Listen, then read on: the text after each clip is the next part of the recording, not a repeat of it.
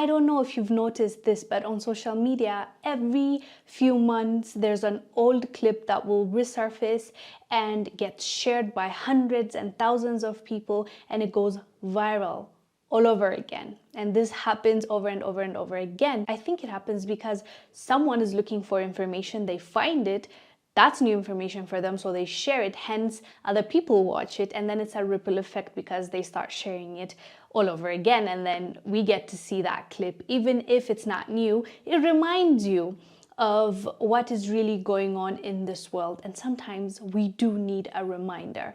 The video I'm about to show you is by John Perkins. He is the author of The Confession of an Economic Hitman. The book John Perkins wrote details his experience as an economic consultant who facilitated the exploitation of developing countries for the benefit of US corporations and the government. Perkins argues that he and others like him manipulated national economies through debt, development projects, and political pressure. The book critiques the neo-imperialistic practices that prioritizes profits over the welfare of nations, illustrating how these actions often lead to corruption, instability, and social injustice. Watch this clip, we'll come back and discuss. We work many different ways, but perhaps the most common is that we will identify a third world country that has resources our corporations covet, like oil,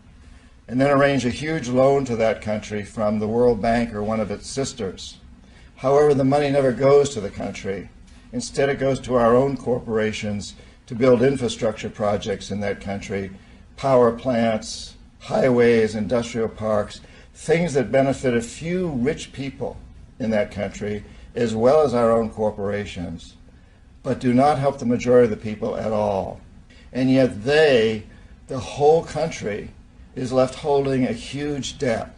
And it's such a huge debt they can't possibly repay it. So at some point, the economic hitmen go back and say, you owe us a lot of money, you can't repay your debts, so give us a pound of flesh.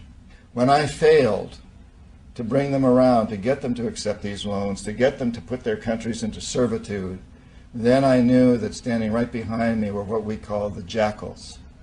And these are people who overthrow governments or assassinate their leaders.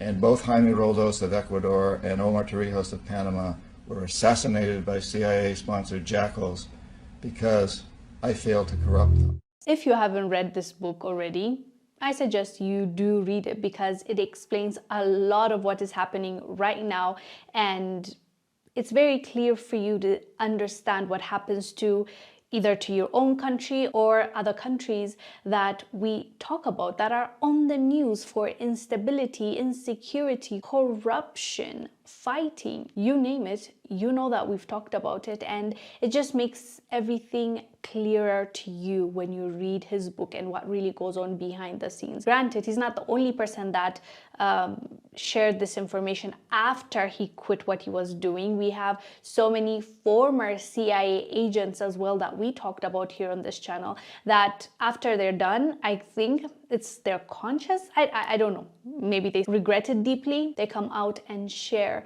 their experience and what they were doing for these multinationals.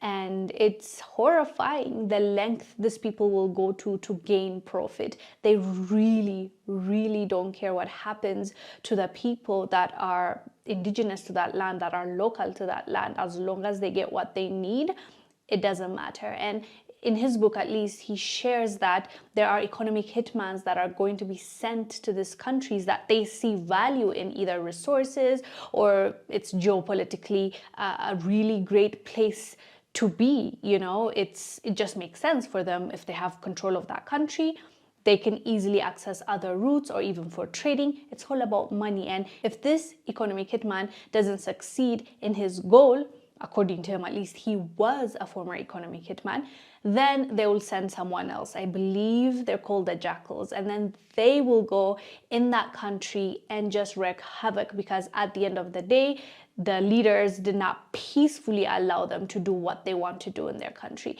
It's just so disgusting and complicated and horrible, but it's good to know if it's happening in our world. We really need to be tapped in, and we need to understand what's happening so that we leave a better future for the next generation. If they know what's really happening, they're not going to make the same mistakes as the ones that came before them. Anyways, fam, let us know down below what your thoughts are about what John Perkins is saying about our world and how certain nations and their multinational companies run the world. I am Wongel Zelalem. I'll see you on the